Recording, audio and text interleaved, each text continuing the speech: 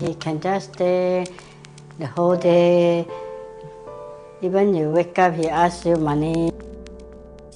The signs of such abuse are not obvious, so it often goes unnoticed. The perpetrators, the ones they love. We're talking about financial abuse of the elderly. It's an abuse that social workers fear will increase in future, with a rise in the number of Singapore elderly, especially those who have built up sizable savings and investments after years in the workforce. This kind of conduct is rarely reported, so it's hard to get statistics. Whatever number we have will be seriously underreported. I leave to him. All the money I give to him. So at least I can stay there. He can look after me. How prevalent is such financial exploitation in Singapore? Get Real looks into this seldom talked about issue of elderly financial abuse in the first of a two-part special on growing old in Singapore.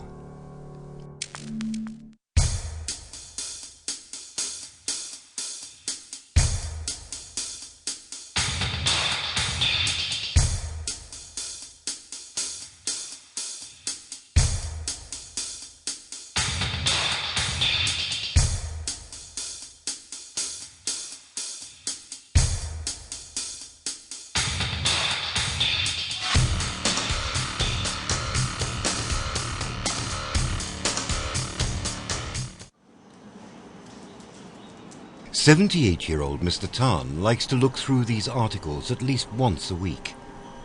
It's his way of reminiscing about the past. But for someone so sentimental, there is something missing in all his belongings. His family pictures. Mr. Tan has not seen his children in almost 2 years. 有时我的好朋友问我，哎，你儿子怎么样怎么样怎么样？我说不要讲他们了，因为很丢脸的事嘛。我一个老板做到要这样，饭都没有得吃。 This father of 3 boys used to own a small-scale painting business in his younger days. Just before retirement, he had amassed nearly $50,000 in savings. He had hoped this nest egg would be sufficient for his golden years. But 7 years before Mr. Tan was due to retire, his children started asking him for money to fund their businesses. They all promised verbally that they would pay him back. In the next 10 years that followed, Mr. Tan's 3 sons came to him repeatedly asking for money. For a wedding dinner, to buy a motorcycle, down payment for a flat, sometimes even for living expenses. When the borrowing became more persistent, Mr. Tan started keeping a record. In total, Mr. Tan gave nearly $40,000 to his children in the course of 10 years. According to Mr. Tan, he hasn't got any of the money back.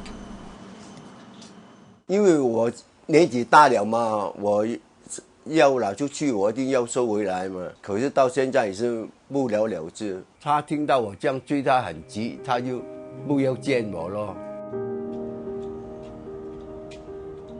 With the rise in the standard of living, today more retirees are like Mr. Tan.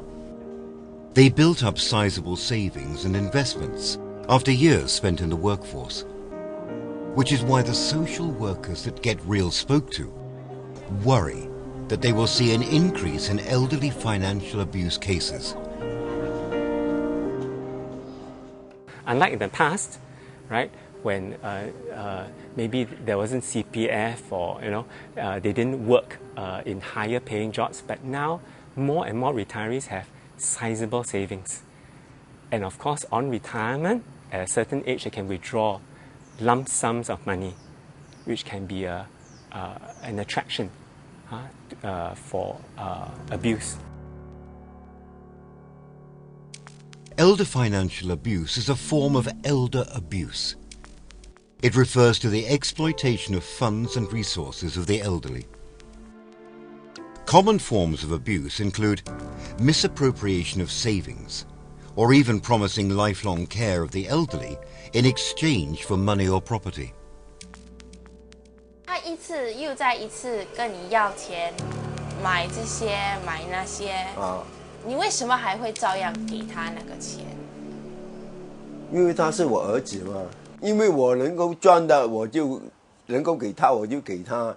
In this situation where this person is your son, right, and this is a family member that usually we put our trust in, but yet at the same time they take advantage of it and do something else with it. In a way, this can be a form of financial abuse because there is intention to exploit, there is the intention to actually manipulate and make use of the elderly person's trust.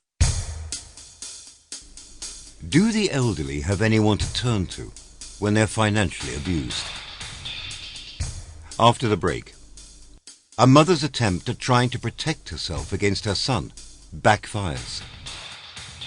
I called the police because I was scared also. Instead of taking him back to police station, they take me back.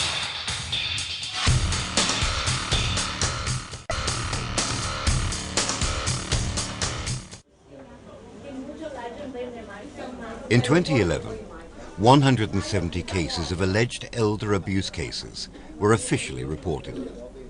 There were no breakdowns as to how many of these cases were financial abuse. There are also no official statistics on the number of elderly financial abusers.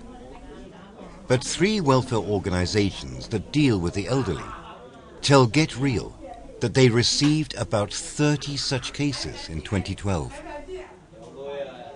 Whatever number we have will be seriously underreported. It's very difficult for an elderly person to make that step to report your child because it can be seen as shameful in that way to say that something has happened and it was done by my own flesh and blood.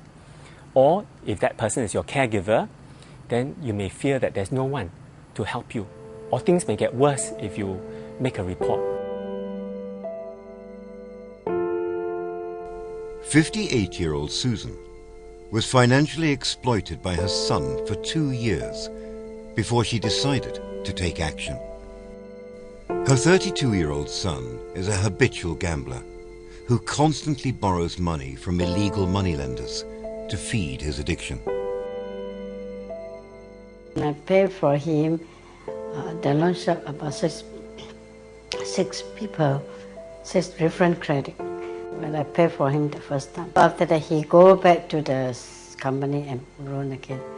That's my mistake to pay for him the first time. As a mother, is thought that everybody might do wrong, so just give him a chance. After clearing his debts the first time round, Susan's son began hounding her for money every other day. Each time, she conceded and gave him about $400. Over 2 years, Susan gave her son more than $25,000. That was this single mother's entire savings. When she tried to stop the lending, the abuse went from financial to emotional, and even physical. He threw everything, my bedroom, everything down. He don't let you go out of the house. He shout at you. You know, he shout at you. He really like want to kill you. The style, you know. Then he will throw the things. You see. In March 2012, Susan applied for a personal protection order against her son. This order allows the abuser to be jailed or fined if he threatens or harms the applicant. But that didn't stop her son. Despite multiple warnings by the police, the threats continued. Susan then proceeded to apply for a domestic exclusion order. This order restricts her son from entering her house. He was supposed to leave the house, but he didn't. When I come back, I know that he didn't leave because his things all here. I called the police because I was scared also. When the police come, about 2-3 cars, I was very frustrated, and I scold him, "You want to see me jump down or die, and then you happy, right?" So when the police heard me that I want to commit suicide, instead of taking him back to police station, they take me back. Because Susan's son didn't hit her, the police couldn't take him away. Instead, the police took Susan away, as she was a threat to her own safety. At her wit's end, Susan eventually left the country. While Susan was away, her son was incarcerated for stealing from his own company. He was sentenced to 2 months in prison. I feel like shame. That's the feel. I don't know why people cherish better and why I become that. I also don't know what to do. Whereas a young person, if your money is stolen or whatever, you can make it up. But for an older person, that is not possible, and you may have to depend on that money. And these are also usually the weaker members of our society, so they're more vulnerable. So physically, they're incapacitated or mentally incapacitated. So it's very easy for them to be abused. And it's also harder for them to know where to go for help. Mr. Tan lent his 3 sons a total of $40,000 over the course of 10 years. His savings are now a fifth of what they once were. Any attempts to get back the money was futile. In fact, Mr. Tan's youngest son fled to the Philippines to avoid him. To add to his woes, his estranged children are not supporting him. Mr. Tan does not qualify for public assistance as he has 3 children and more than $400 in his bank. To support himself, Mr. Tan resorted to working as a cleaner in a restaurant for 2 years. 6 years ago, he was asked to resign when he became too frail.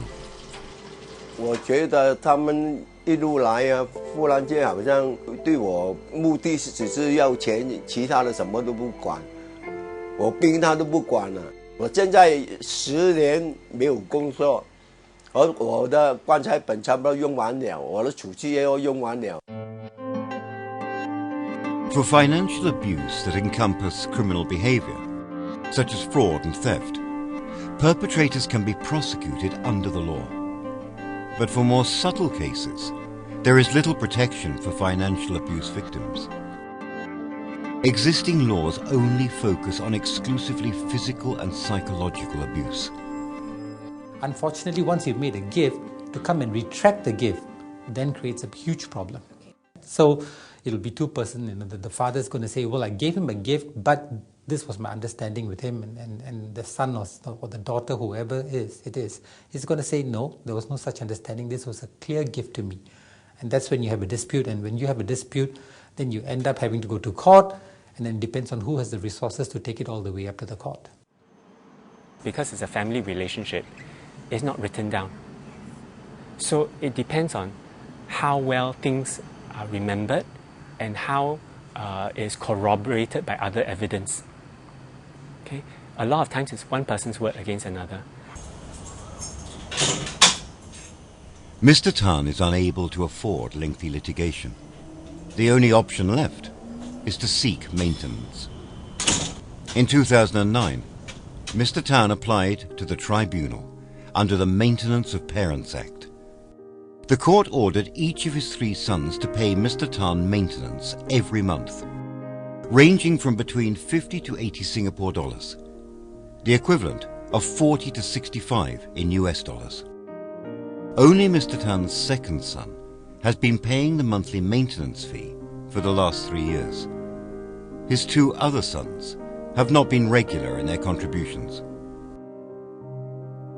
我好像很内疚这样，为什么做父亲要告儿子？ If you're going to spend your money for your children and looking after your children even when they become adults, you're creating 2 problems. One, you're going to reduce the resources available to yourself, and number 2, your children are never going to become financially dependent. So if something happens to you, or when you no longer have the resources, then you're going to create a huge financial nightmare for them because they do not know how to take care of themselves. What more can be done to prevent more elderly people from becoming like Mr. Tan? There should be nationwide campaigns. Unfortunately, we don't see enough of that.